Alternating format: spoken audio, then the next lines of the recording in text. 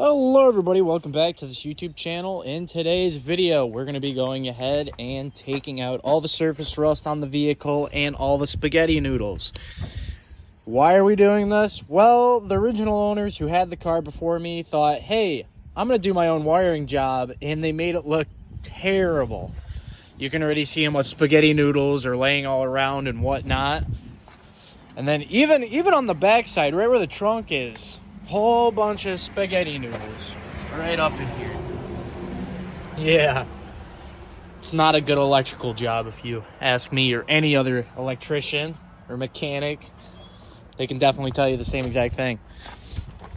But yeah, that's pretty much what we're doing right now. But you can already see in the video, I already grabbed the grinder wheel and grinded some of the rust off and whatnot, so that's pretty much all taken care of for the most part. And we're gonna get to this side because this side is terrible. You can already see right where the battery was placed, it is rusty, corroded, battery acid.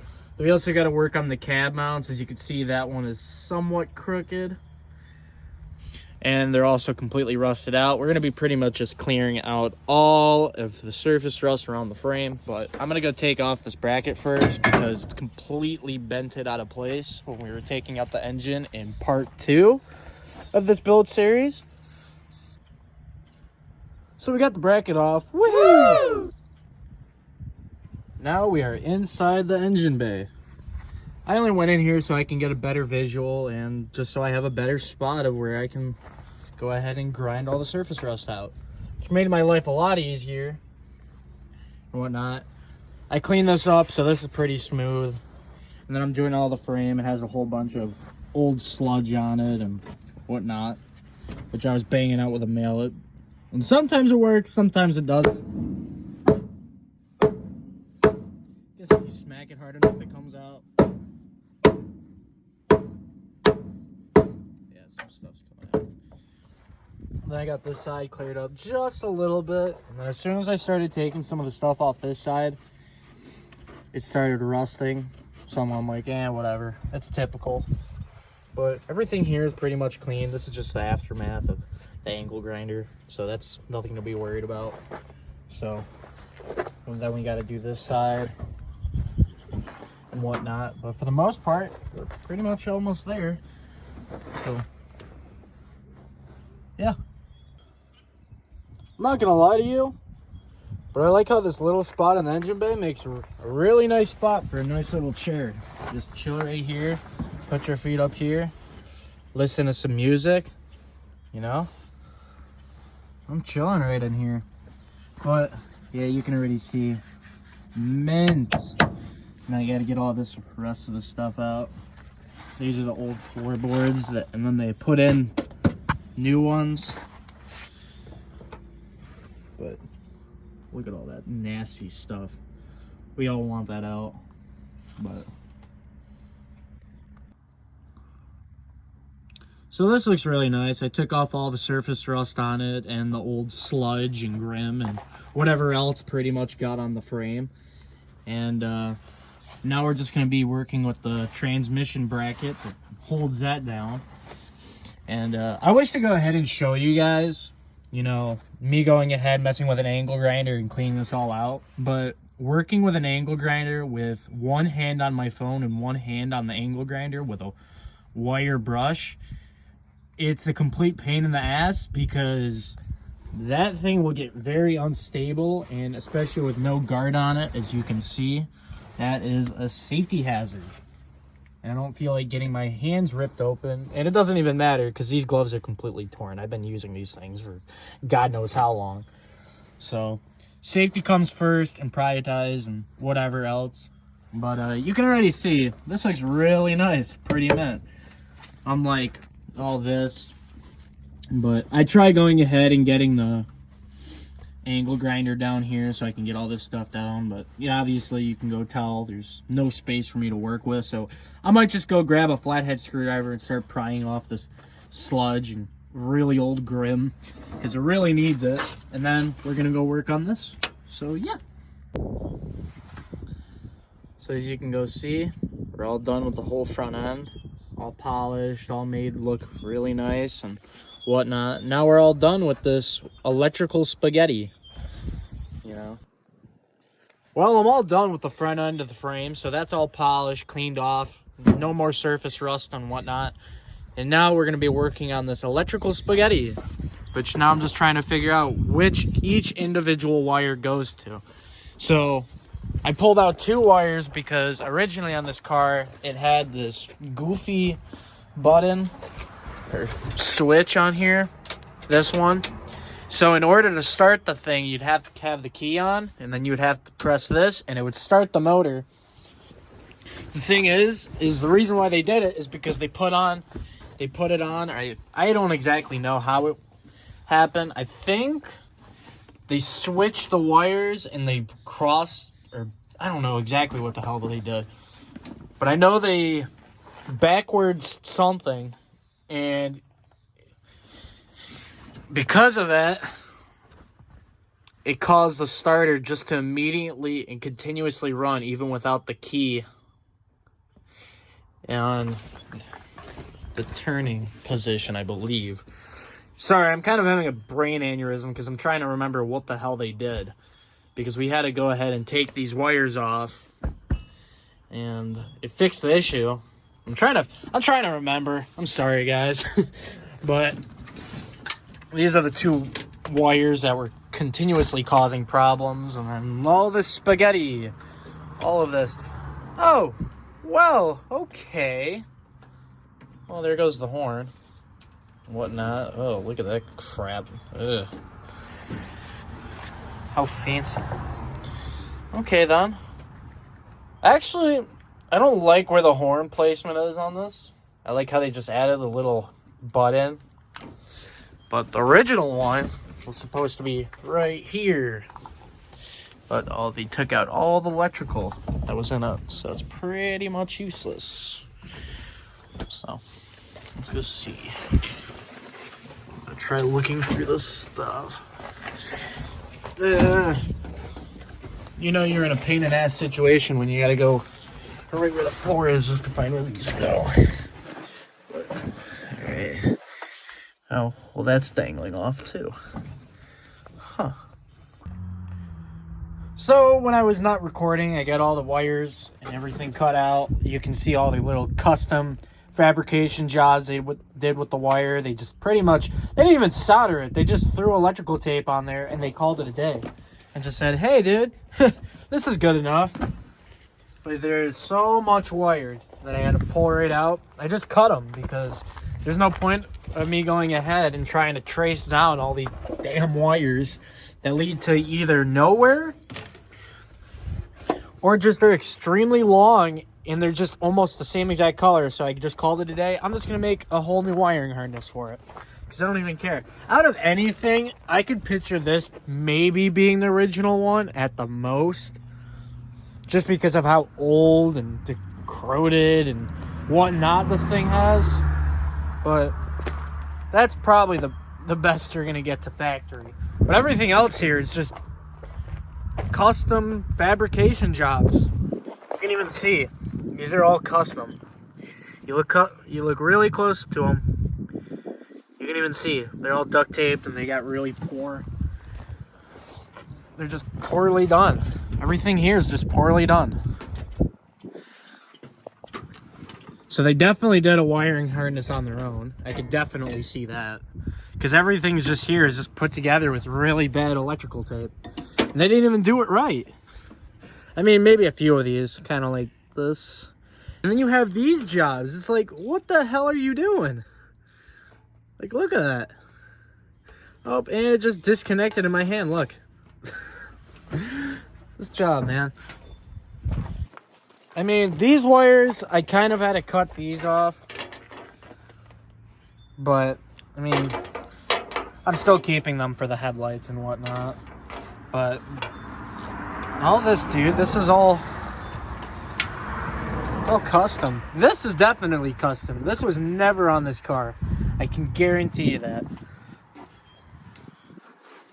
Because this thing's made out of plastic. Yeah, exactly. It's made out of plastic, so it wouldn't have never came off this car. You can see all this custom jobs. Oh my gosh. All the spaghetti noodles. They just keep coming out of everywhere. Hello everybody. It's the next day on this. So what I'm currently doing is resurfacing the frame as what I was doing yesterday. And well, you can already see how much surface rust is on there. It's a little icky. This is the part I was actually doing before. I polished it up just a little bit. I was working on the cab mounts and just up piece. I don't know if you could see it or not because of how dark it is.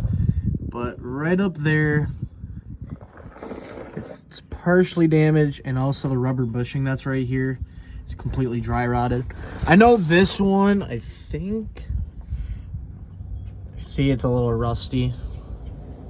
A little bit of rust. I know on the complete other side, it's all rusted up. And I know on those sides, it's completely rusty. And this one, you can obviously see, has seen some better days. But we're gonna try cleaning it up the best we can so we can start welding it in and getting some new metal in it. So let's go do that. Then we'll go from there. But I'm gonna try holding the camera so you guys can see what I'm doing while I got the angle grinder in my hand. No safety features.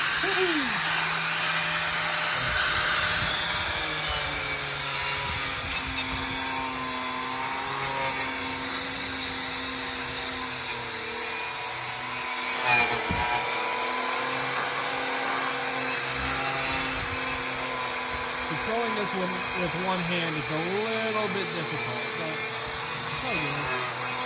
After you get used to it, it becomes easy.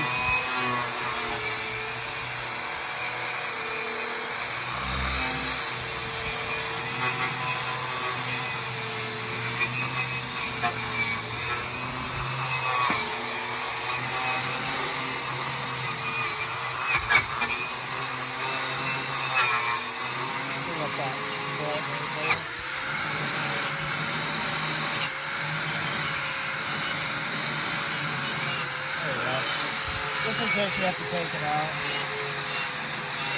I don't feel like breaking a bolt, so take the bolt out.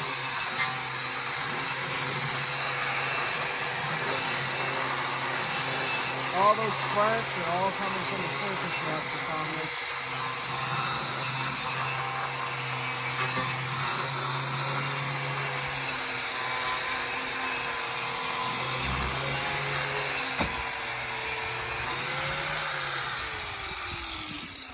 Look at that. Jeez. It looks a lot better than what it did before. I mean, compare this, if we could focus, compare that to all that right there. Nice versus bad. I mean, that's clean. All that. It's all bare metal, but hey, it's a good thing we got Caterpillar black, so I'm fine with that. All that is going to be cleaned. The whole bottom of this, I cleaned a little bit of it off, as you can see. But it does need a little bit more of cleaning and resurfacing. But that's all situated, so I'll get that all done. But you can even see on the marking on the frame and whatnot. So that's pretty good.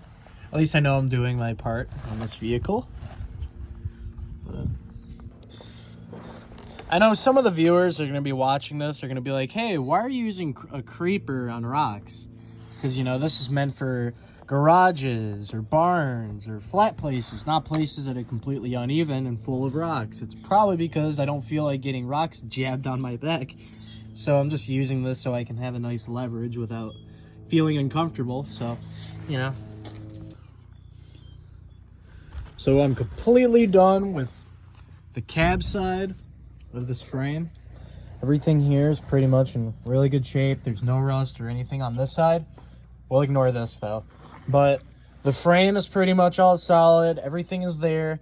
And then I clean the inside and outside of the frame. Pretty much just this piece right here. I don't know if you guys can see it or not. So that's all cleaned up. All I gotta do now is I gotta go clean the rear end of the frame. And I gotta clean the front end And the only way you can do that is by ripping out both wheels because the frame is inclined because of those wheels.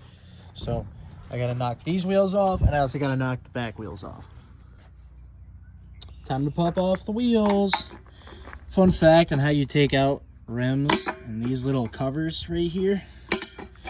Sometimes you gotta go grab yourself a flathead, something with a slope, and just go that and do it all around. Sometimes they don't come in as good as these do. And sometimes you have to use like a mallet or a hammer or something like that.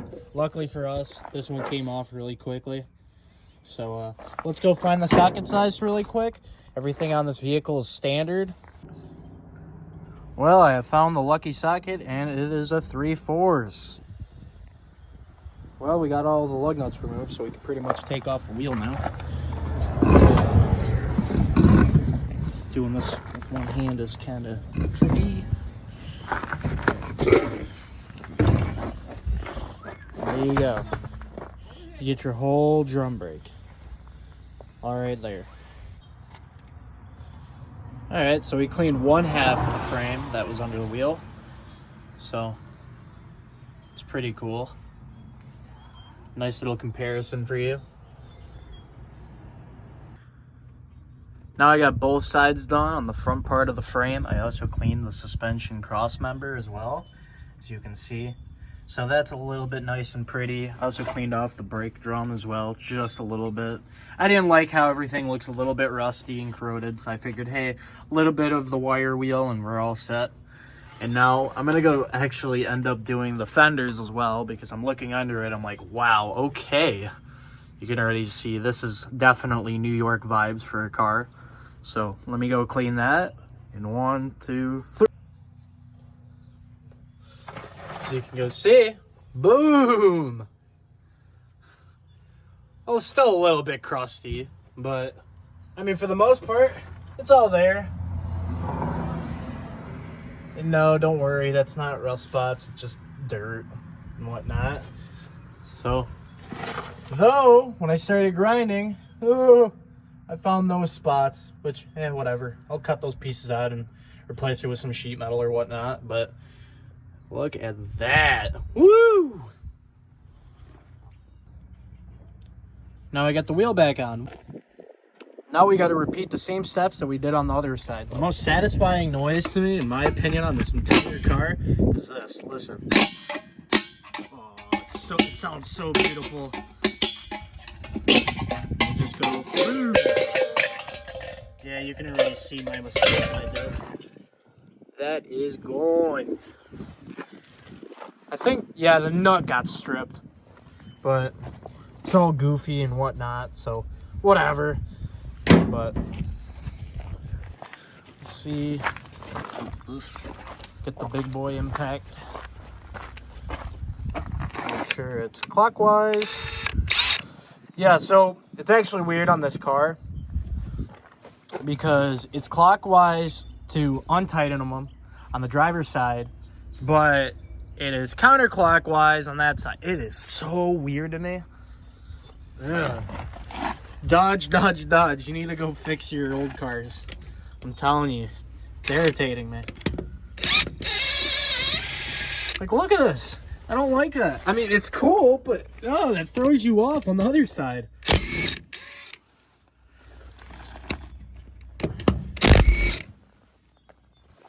And this one, hopefully, if it comes out. Boom. There we go. Get the tire out. Jeez. Alright, we got that one. Now we just gotta repeat everything. Do the same thing all over again. Tires don't roll on me. I'll actually cry. Let's see. Yeah, this one definitely has a lot more rust. Kinda. Maybe the same amount. I'm going to show you guys the fastest way how to clean your drum brake rotors. Watch this.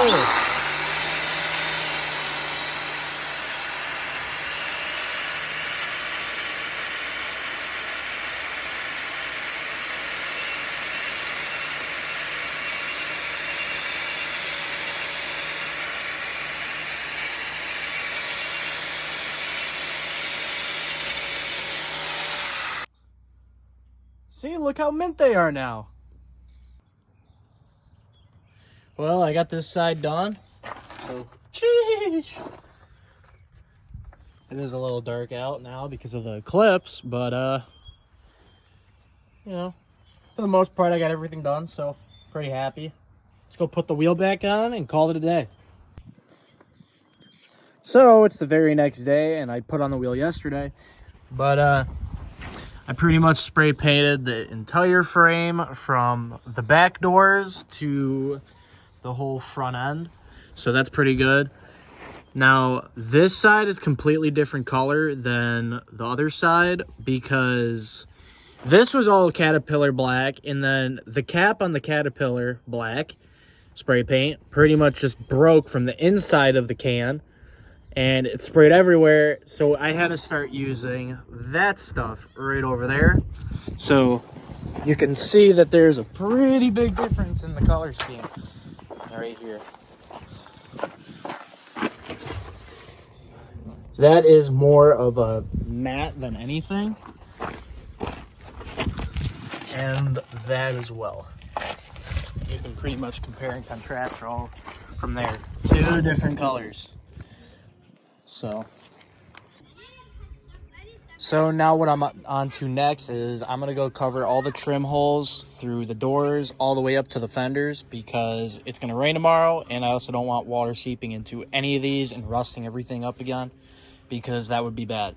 Especially on these doors that are pretty much just like completely bone stock. Water falls down to here and rusts it up, especially at these little corners right here. It rusted up really good. So I want to try avoiding that at all costs. So we're just going to go cover that up with masking tape because I don't have duct tape at the moment, but it'll work. So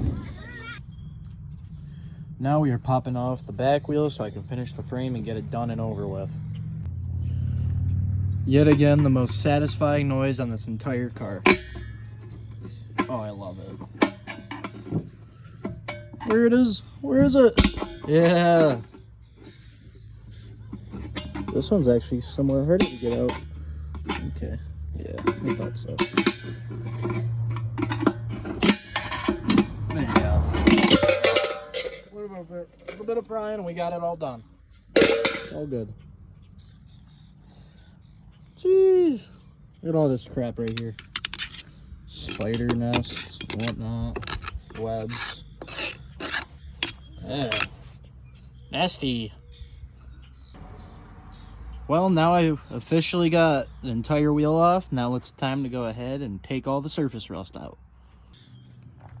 Sheesh. Look at the frame now. It looks beautiful, except for the spray paint, because I ran out of it. So it doesn't look beautiful at all, but hey, at least it's better than surface rust, so I'll take it. The brake rotor I cleaned up just a little bit.